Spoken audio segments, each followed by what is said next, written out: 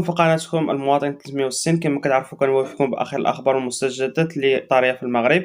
ما نساوش تخليونا واحد الاشتراك وواحد لايك باش نستمروا ان شاء الله وتوصلكم اخر الاخبار الجديده. خليكم مع الخبر.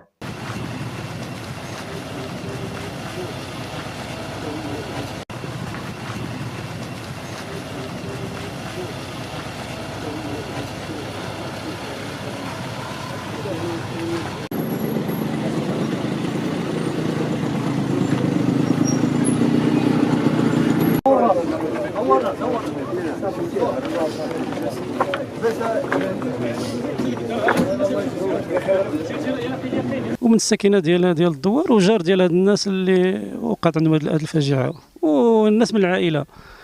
ايوا اش نقول لك اخويا، يعني راه صدمه كبيره، صدمه كبيره على الصغير والكبير وعلى كل شيء.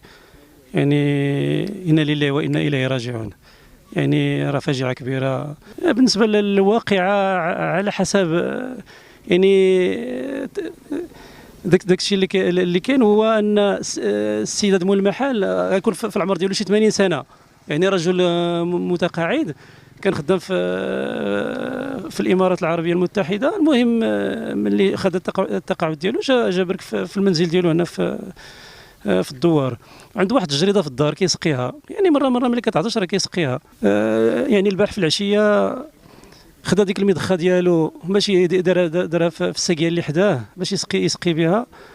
ومن تما وقعت الفاجعه. يعني شي تماس كهربائي اللي وقع هو اللي عجل بالوفاه ديالو. وملي سمعت ديك الغوطه اللي دار في الاول، سمعت هاد الزوجه ديالو جات حتى هي باش نقدو، وحتى هي لقات نفس المصير. الابنه ديالو حتى هي اللي كتعمر من العمر اللي كتبلغ من العمر شي 30 سنه، حتى هي نفس الشيء. ملي سمعت والديها جات تنقذهم، حتى هما راه ما عارفينش بان راه صاعقه كهربائيه. يعني تما فين توفوا بثلاثه الله يرحمهم ويغفر لهم، انا لله وانا اليه راجعون. يعني السكينه راه واحد الفاجعه كبيره. يعني ان اللي من الناس اللي وصلوا للعلم كان من الاوائل اللي وصلوا للعلم كان، راه اش غنقول لك، راه السكينه ماشي غير السكينه ديال الدوار، راه السكينه ديال الدواوير المجاوره. راه كلشي تصدم. يعني كانوا راه شي ناس من اطيب خلق الله، راه شي ناس اللهم بارك، ولكن قدر الله ما شاء فعل، انا لله وراجعون. الواقعه وقعت يوم امس، يعني مراسله ديال العصر، وقعت هنا في جنب الساقيه الروميه بالدوار تاع كثره السفلى. يعني الواقعه اللي توفوا فيها 3 ديال الاشخاص اللي هما الاب والزوجه والابنه ديالو. يعني الواقعه اللي خلفات واحد الاثار، واحد الحزن شديد في النفوس الساكنه ديال المنطقه ديال اوريكا. فايت ليها وقعتني في نفس الساقيه. يعني كان شي واحد حط بومبه ديال الماء في الساقيه، وكانوا شي دراري كيعوموا لتحت ولا ما عرفت فين كانوا كيعوموا هنا في نفس الساقيه. يعني وتصابوا بالصعقه الكهربائيه.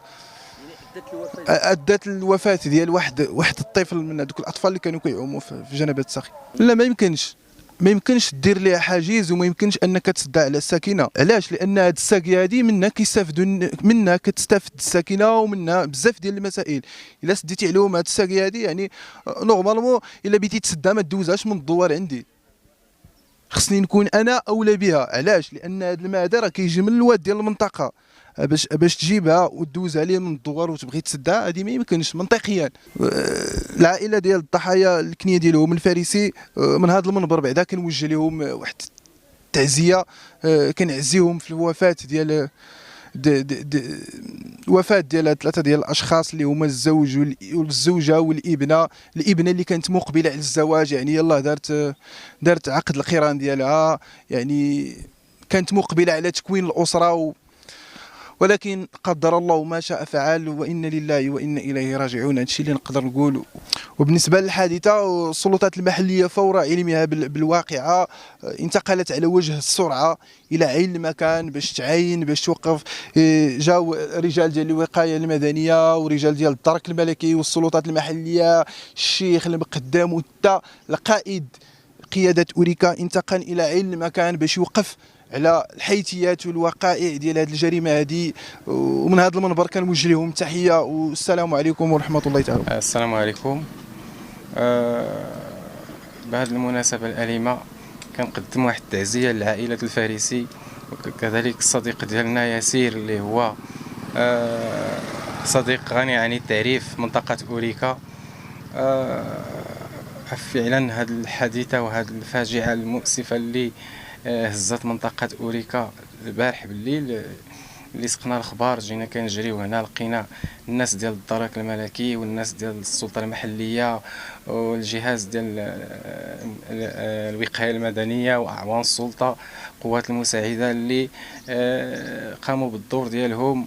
يعني جينا تفاجئنا بهذا الحدث، يعني تصدمنا كاملين، لأن كيفاش أنك غادي تشوف فقدتي يعني الأب والأم والأخت في دقيقة واحدة، يعني أسرة فقدتي منها يعني اش غنقول لك، فقدتي واحد الجزء اللي هو كل شيء، راه الأب والأم والأخت فعلا عائلة كلها، 3 الأفراد من عائلة، راه عائلة كلها هذه.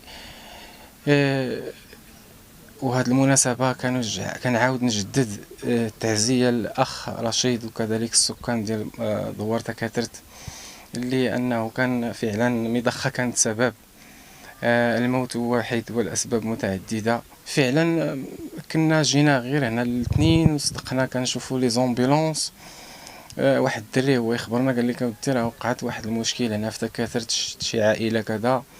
جينا كنجريو وتلاقينا معهم هنا في الطريق، تبعناهم لمركز الدرك الملكي، تما يعني خدينا معلومات وتلقينا الخبر.